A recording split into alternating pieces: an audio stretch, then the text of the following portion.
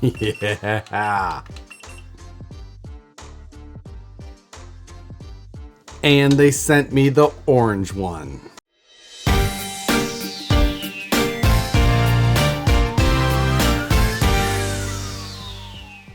What's going on, everybody? The new CEN F-250 Super Duty has landed, and it's taller, it's bro-dozier, it's got RGB lights, it's everything you could possibly want from a new CEN. Now this is the CEN F-250, not the 450. The 450 you can see behind us here, and there's a number of differences but a lot of similarities between these two models, and we're going to cover all of the details on the new CEN Racing F-250 Super Duty today. So let's dive into this. First thing you should notice compared to the F450 is that it has a considerable suspension lift on it, and it's single rear wheel plus these wicked RGB lights that you see in the wheel wells. Now, those are controllable via the 3-channel radio. You just double press the channel 3 button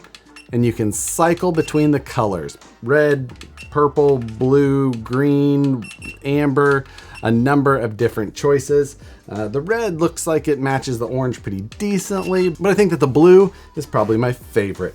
The orange and blue theme, similar to kind of how we got going on in here. This one does have an actual hard plastic molded front bumper with some oversized front tow hooks attached to it as well. Gives the truck just a little bit more front end detail and depth compared to the all Lexan F450 front end. That hard molded front bumper looks much better than the all Lexan front bumper here.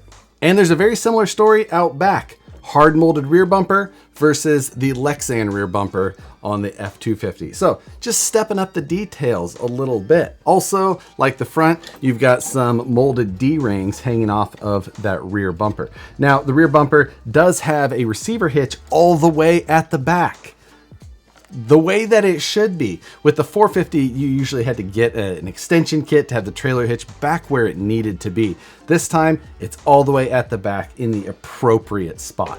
Super nice to see that. Now, the suspension on this truck is my favorite part because it has something that I've never seen done in RC, and that's that this, according to the box, is a custom lifted truck suspension. But more specifically, what this suspension type is called is a Watts link suspension.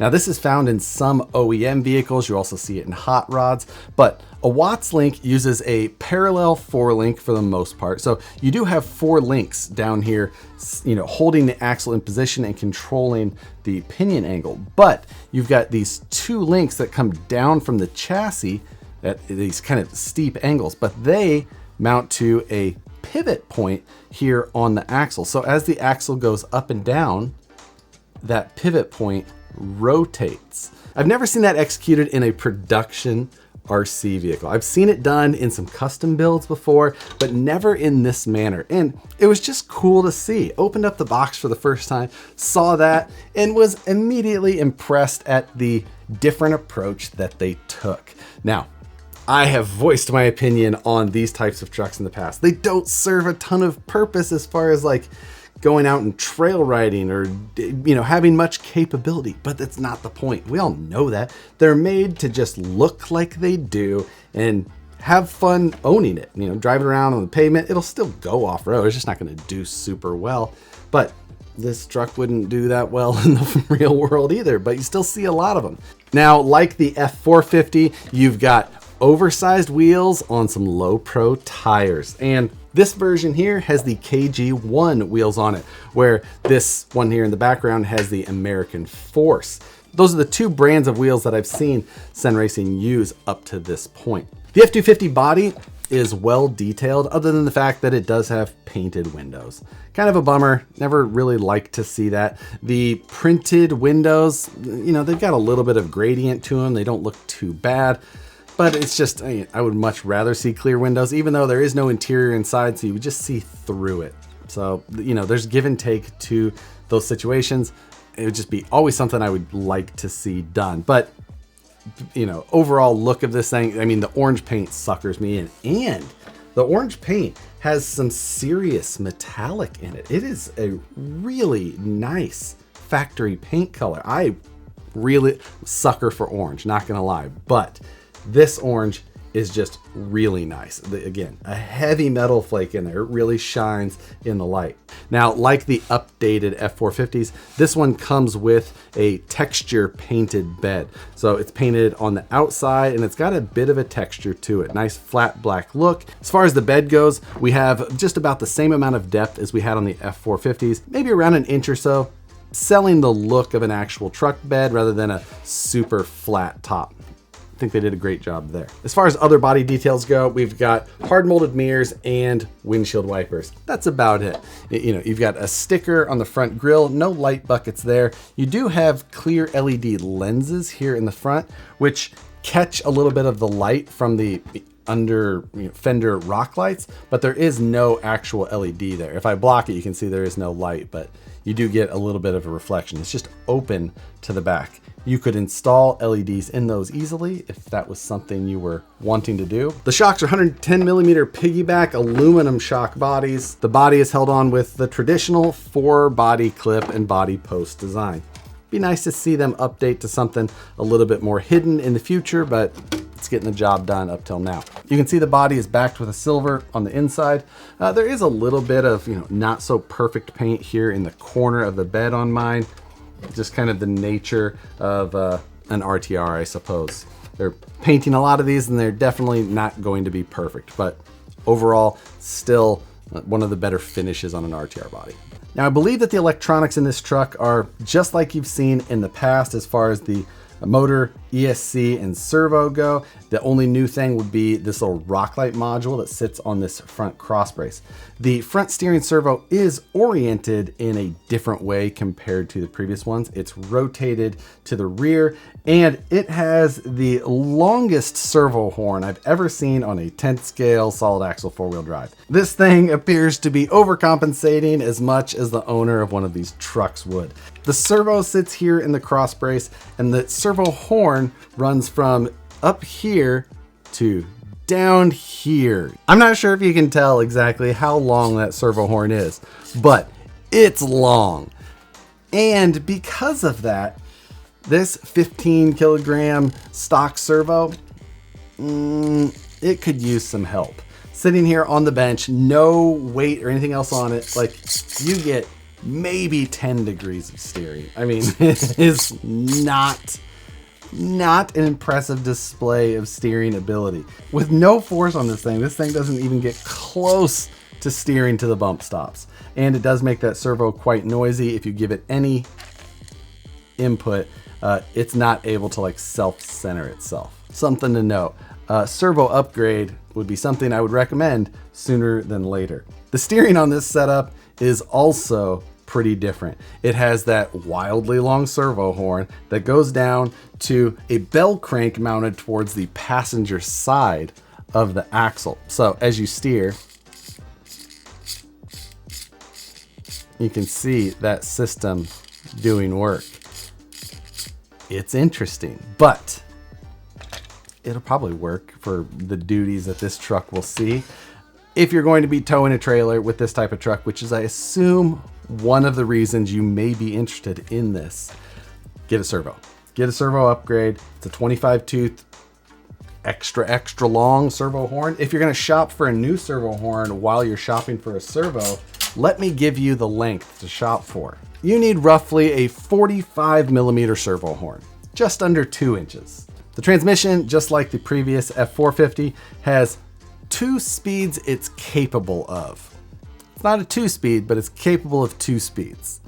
It comes with some literature, and one of those pieces of literature is the need more speed piece, and that is the high speed setting. Here's how to do it. And it goes through and shows what gear to change to make this truck faster. So look for that. Inside of the box, you will find a number of pieces of literature. The high-speed one, all of the upgrades that CEN offers. Then there is a decal sheet of CEN Racing decals. You've got some details on how the body accessories are attached. And you get a full instruction manual, which is not common on RTRs. Normally on RTRs, you get, a manual that's got maintenance tips, how to maybe calibrate something here or there, and then just like an exploded parts view. However, this is a nice thick manual with every single step of how to build this truck as if it was a kit, which is pretty nice. I think that's a great thing to have. If you're looking to work on your own truck, sometimes it's nice to have that information if you're not familiar with it. So that's cool. I'm glad to see that. They've never offered a kit of these. So to see them still have the full instruction manual step-by-step of how to assemble it is a nice touch. The Rgb Rock Light Set mounts onto these plastic pieces that go on the top of the stamped steel shock towers. They have a printed circuit board and then a wire, a ribbon cable type wire that goes and attaches to them. Super clean setup, puts the rock light in a nice spot so it gets the light on the actual shock body, onto the tires, and onto the ground. I think it's just a great, simple, and clean approach to it. But what is even more clean is their cable management in here. They use these really small and really cool wire clips that go in and press through the 3mm holes in the chassis. And it's just super cleanly routed throughout this entire chassis up to the factory LED unit. It's an amazing job. I think they just absolutely killed it with cable management, having cables going to everything in here, and it still looks that clean. As an RTR, I'm impressed. Now, as far as actual driving performance, this isn't a running video, and I don't know that really matters because it kind of steers and it goes. Whoops. Doesn't have much drag brake. Jeez. Idiot. That's what I get for talking shit. Because in the end, if you like the way that this truck looks, that's all that matters. Go buy it. It's good enough to warrant the price for what the style is, because it's the only thing that offers this type of style, and it does it in a pretty decent job. Now, the question is, if you have a 450, is it worth it to get a 250? If you like the lifted look, it's an easy option. However, they're also going to be selling like the lift kit and the rock light setup for the F450. So if you want your dual rear wheel setup, or maybe you already have a aftermarket lifted F450 and you just want the rock lights, all that stuff is also going to be available, but you can't necessarily get this awesome orange color yet. So, as well as I think the much better looking molded front and rear bumpers. Those are a super nice upgrade compared to the Lexan ones with the foam bumper behind it. The overall size of these trucks is very similar. I believe that the F250 has a slightly shorter bed than the F450. The cab on them may be identical, but the bed is clearly different. Obviously, it doesn't have the dual rear wheel fenders. And like I said, I believe that the F250 is a little bit shorter in the bed. The wheelbase on the F250 is also a little bit shorter to go along with that slightly shorter bed. It's around an inch shorter overall. The wheels on this are dished all the way around rather than the, kind of protruding front wheels of the dual wheel setup. The little things, the things that you would expect on an F250 versus an F450. Now that I have done the clean bench video, I will take it out, just rip it around the pavement, jump the curbs, rip through the grass, just the fun things that you would do with this truck. I don't really have a trailer for it to tow. That's not as much my thing. I still enjoy looking at these trucks, and I don't hate the full-size versions of them. So flame me as you will. These things are super fun to make fun of, but I still enjoy the look. I'm sure that there's plenty of these trucks that'll end up with some much beefier tires on here to fill in this super large wheel gap with a little bit of trimming of the fenders, some big 1.9s and some off-road tires. It'll do much better. The long wheelbase will perform pretty decent. If you lock all the axles, you got a place to start, because right now the open diffs and these fairly hard stock tires, not gonna get you very far. Let me know what you guys think down in the comments below. Love it, hate it. Would you rather have the F450 or the new 250 Super Duty? Drop your comments below. As always, thanks for watching, Hit the like button if you enjoyed these videos. Subscribe if you're not already. Hit the notification bell so you see the videos as soon as they get uploaded. And thanks again for watching. We'll see you on the next one.